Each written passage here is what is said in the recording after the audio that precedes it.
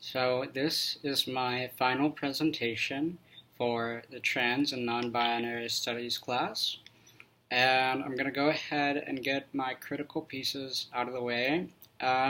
So I'm using Beeman's Trans History of the United States, where they talked about the way the trans experience, and specifically the transsexual experience, has been medically constructed.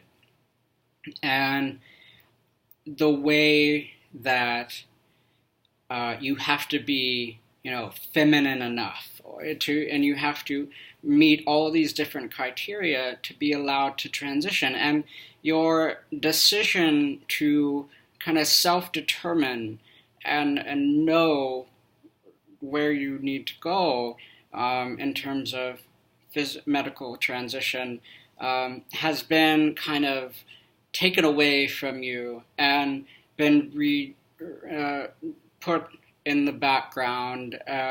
And they say, oh, you must follow our criteria. We don't care what your real experience is. And jumping off that, I get into Koyama's Whose Feminism Is It Anyway?, where they talked about the way at the Michigan Film Festival, the policy they implemented about, okay, you can be trans and come to this festival if you've had the surgery.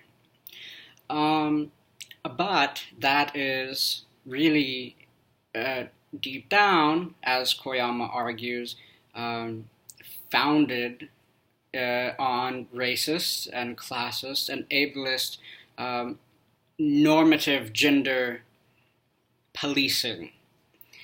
And so what I'm doing for my final is creating a collection of poems where I want to talk about all these different identities that the medical industry has overlooked.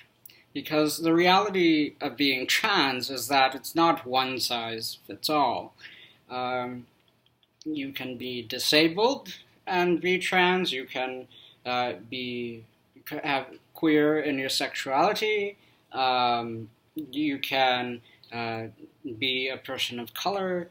You don't have to be moneyed in the sense that you can have all these access to therapies and surgeries and the medical aspect of things.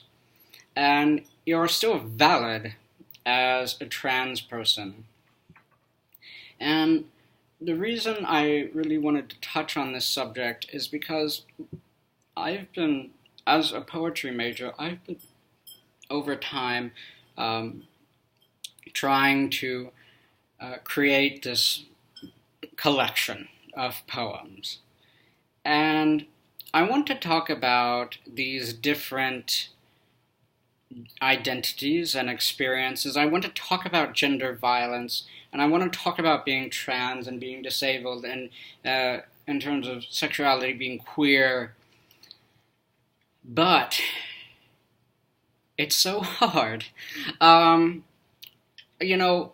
You can talk about one thing, but you can't talk about all these other things, because that just, in a sense, for a lot of people, it muddles the water, and it's hard enough for people to understand one thing, but then to understand that, and, for instance, disability, some people claim it's just too much.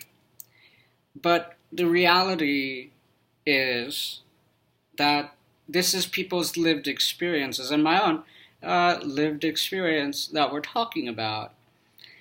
And so things like these, where you're talking about these different identities, need to be published and need to be created. And when the next hurdle is, once you decide to write this, how do you write it?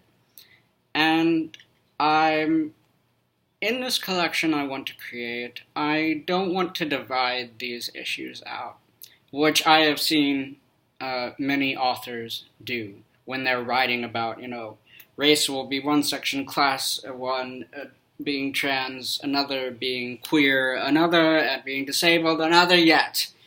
But I don't want to write this in sections in terms of formal choices, because I don't necessarily believe that you can divide all these things out. And I think a lot of that is what Koyama is getting to, is you can't just divide being trans from class and race when you're talking about this medical aspect of transitioning, and identity, and how you're allowed to identify based on where you live, and also the time period in which you're living. And it's very hard not to divide all these things, but that's where I'm going, because this is what people's experience is.